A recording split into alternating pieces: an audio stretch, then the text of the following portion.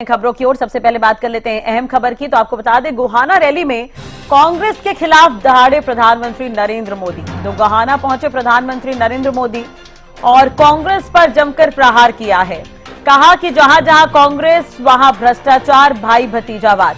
कांग्रेस का शाही परिवार सबसे भ्रष्ट है, प्रधानमंत्री ने कहा। प्रधानमंत्री ने यह भी कहा कि 10 साल पहले हरियाणा को लूटा गया था। कांग्रेस ने हरियाणा को दामाद और दलालों के हवाले कर दिया था। हरियाणा हमेशा वही सरकार बनाता है जो दिल्ली में होती है। तो बीजेपी 24 फसलें एमएसपी पर खरीदेगी, इस बात की जानकारी देते प्रधानमंत्री नजर आए। उन्होंने कहा कि हम निवेश पर जोर देंगे, नौकरियों के अवसर मिलेंगे, प्रदेश भर में कई जगह औद्योगिक शहर बनाए जाएंगे। ये तस्वीर भी आप देख रहे हैं। प्रधानमंत्री जब गोहाना पहुंचे, उनका जोरदार स्वागत किया गया, विशाल रैली की गई, बड़ी संख्या में लोग यहां पर पहुंचे। पीएम का स्वागत और अभिनंदन किया गया। नायब सैनी यहां पर मौजूद रहे। तस्वीरें हम आपको दिखा रहे हैं। तो गोहाना रैली के दौरान की ये तस्वीर हम आपको दिखा रहे हैं। जनता से तीसरी बार बीजेपी की सरकार बनाने की अपील करते हुए नजर आए प्रधानमंत्री नरेंद्र मोदी। उन्होंने कहा कि हमने बिना पर्ची खर्ची नौकरियां दी है।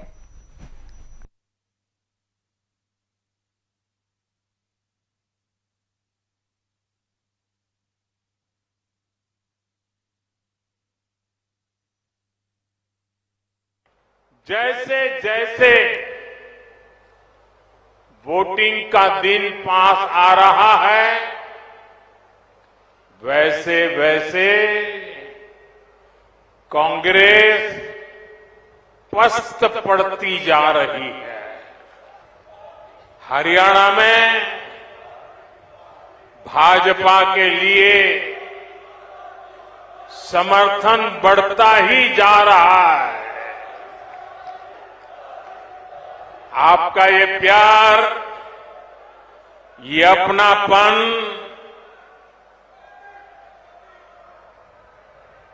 हरियाणा का ये प्यार तो मेरी जिंदगी की बहुत बड़ी अमानत है।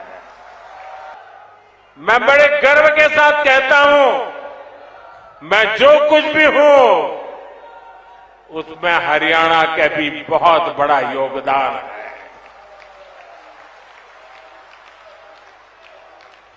आज पूरा हरियाणा कह रहा है, फिर एक बार भाजपा सरकार। तो गोहाना में प्रधानमंत्री नरेंद्र मोदी पहुंचे और ये तस्वीरें आप देख रहे हैं। आपको बता दें कि कांग्रेस के खिलाफ यहां पर जमकर प्रहार करते हुए नजर आए प्रधानमंत्री नरेंद्र मोदी। आपको बता दें कि हरियाणा में विधानसभा चुनाव होने हैं। 5 तारीख को वोटिंग है, 8 को परिणाम सामने आ जाएंगे। उससे पहले चुनाव प्रचार जो है वो जोरों शोरों से देखने को मिल रहा है। बीजेपी के जो तमाम दिग्गज हैं वो चुनाव प्रचार करने पहुंच रहे हैं। प्रधानमंत्री नरेंद्र मोदी इससे पहले कुरुक्षेत्र पहुंचे थे, अब उसके बाद ये गोहाना पहुंचे। आगे 2 अक्टूबर को भी प्रधानमंत्री नरेंद्र मोदी दोबारा एक बार फिर से हरियाणा आएंगे। तो हरियाणा विधानसभा चुनाव में हैट्रिक के लिए बीजेपी जी जान लगा रही है। गोहाना में रैली करते हुए नजर आए प्रधानमंत्री नरेंद्र मोदी। ये तस्वीरें आप देख रहे हैं।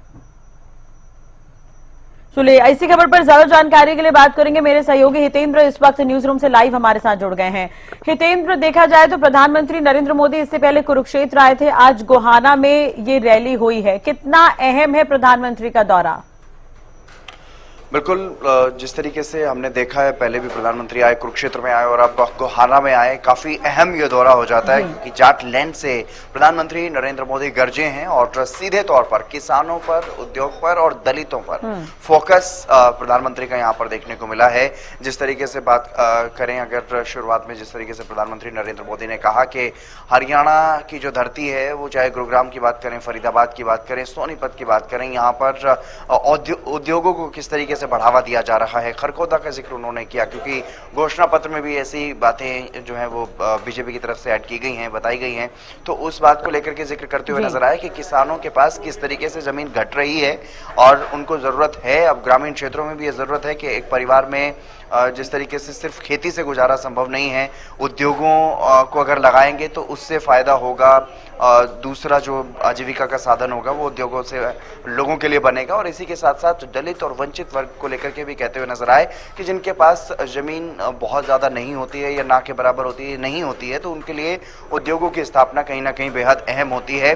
साफ तौर पर दलितों को साधने का प्रयास यहाँ पर किया गया, किसानों के हित की बातें कही गई। इस तरह की बातों से और तमाम लोगों को साधने का प्रयास जो है वो भारतीय जनता पार्टी की तरफ से और बीजेपी के जो सबसे बड़े स्टार प्रचारक हैं प्रधानमंत्री नरेंद्र मोदी की तरफ से किया गया। यानी कि जिस जाट लैंड से उन्होंने अपना भाषण शुरू किया, वहां पर अगर मैं बात करूं किसान मसीहा सर छोटू राम का जिक्र भी उन्होंने अपने भाषण में किया शुरुआत में। यानी कि किसानों को लुभाने का प्रयास है। किसानों के लिए जो बड़ी बातें, जो बड़े काम बीजेपी की तरफ से किए गए हैं, जो बड़ी वादे किए गए हैं, उनको लेकर के जिक्र करते हुए नजर आए। तो वहीं साथ ही साथ दलित वर्ग को भी साधने का प्रयास यहाँ पर करते हुए नजर आए हैं प्रधानमंत्री नरेंद्र मोदी, और पूर्ववर्ती कांग्रेस की सरकार पर निशाना साधते हुए नजर आए।